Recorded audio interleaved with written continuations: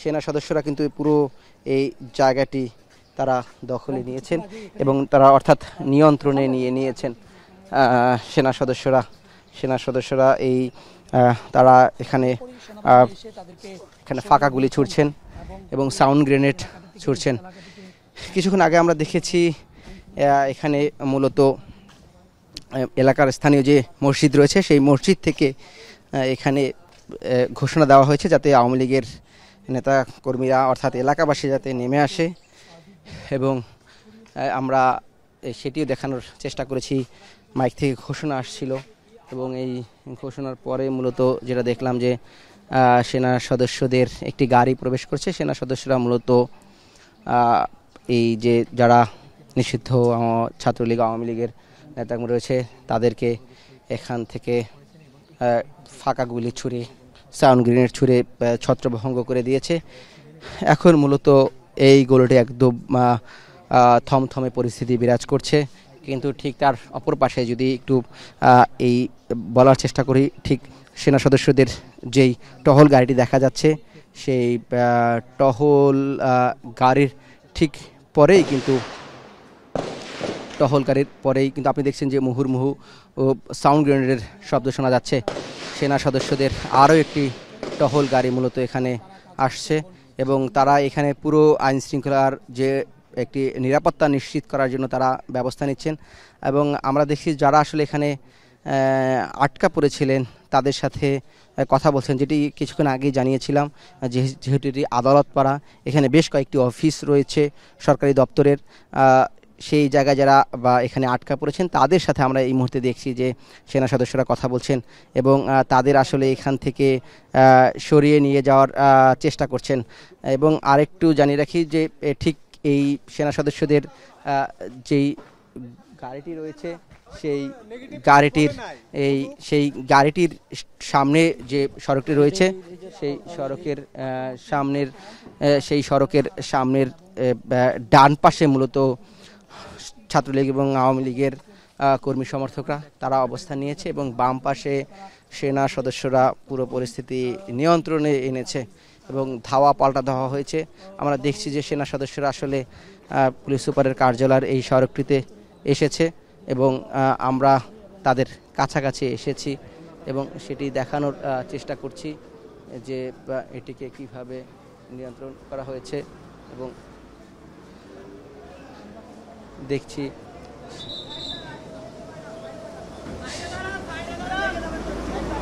সেনা সদস্যদের যে এপিসি যেটাকে বলা হচ্ছে সেটি মূলত এই এপিসিগুলোতে তারা আসলে একটি নিয়ন্ত্রণ নেওয়ার চেষ্টা করছেন এবং যেটি বলছিলাম যে তারা কিন্তু পুরো এই পুলিশ সুপারের কার্যালয়ের যে আশপাশ এলাকা রয়েছে সেটি নিয়ন্ত্রণে নেওয়ার চেষ্টা করছে। দফায় দফায় কিন্তু সংঘর্ষ হয়েছে। সকালে এর সূত্রপাত ঘটে মূলত নিষিদ্ধ ছাত্রলীগ এবং আওয়ামী লীগের নেতাকর্মীরা যখন এখানের পুলিশের একটি গাড়িতে অগ্নিসংযোগ করে, ভাঙচুর করে এবং 5 জন পুলিশ সদস্যকে আহত করে। এরপরে আমরা দেখেছি যে সদর উপজেলার যে নির্বাহী কর্মকর্তা তার গাড়ি ভাঙচুর করা হয়। এরপরে মূলত আমরা দেখেছি যে সড়ক গোপালগঞ্জে প্রবেশের যে সড়ক পথগুলো রয়েছে সেই সড়ক পথগুলোতে মূলত এখানে এই যে সড়ক পথের যে প্রবেশ অর্থাৎ সড়ক পথে গোপালগঞ্জে যে প্রবেশ পথগুলো রয়েছে সেই প্রবেশ পথগুলোতে ইট বিছিয়ে গাছের গুঁড়ি ফেলে গাছ কেটে প্রতিবন্ধকতা সৃষ্টি করা হয় এবং তখন আমরা স্থানীয় গণমাধ্যম কর্মীদের সহকর্মীদের মাধ্যমে আমরা যেটি জানতে পারি যে এখানে বেশ কয়েকটি এলাকায় স্থানীয় বাসিন্দারা ছাড়াও বিশেষ করে নিষিদ্ধ আওয়ামী লীগ ছাত্রলীগের নেতাকর্মীরা তারা আসলে দেশীয় অস্ত্র নিয়ে এইখানে অবস্থান নিয়েছে এবং এই যে এনসিপির আজকের পদযাত্রা 16তম দিনের সেটিকে প্রতিহত করার ঘোষণার লক্ষ্যেই তারা আসলে অবস্থান নিয়েছে। আমরা এখন মূলত রয়েছি যে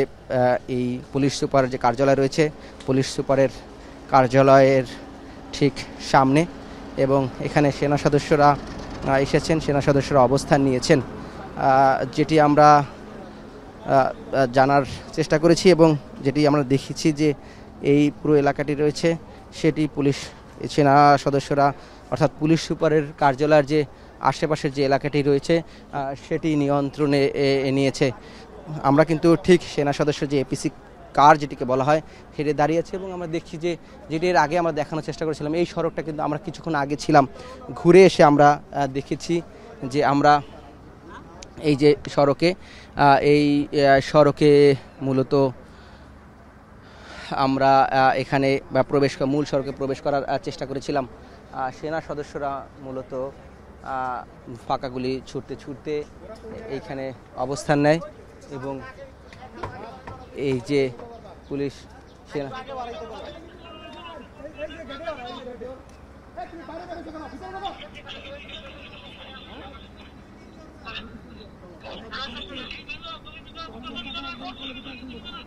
আমরা দেখছি যে সেনা সদস্যরা মূলত তারা এখানের ছাত্রলীগ আওয়ামী লীগের কর্মী সমর্থকদের ছত্রভঙ্গ করার চেষ্টা করছেন, ফাঁকা গুলি ছুড়ছেন, সাউন্ড গ্রেনেড নিক্ষেপ করছেন। এবং আরেকটি বিষয় যেটা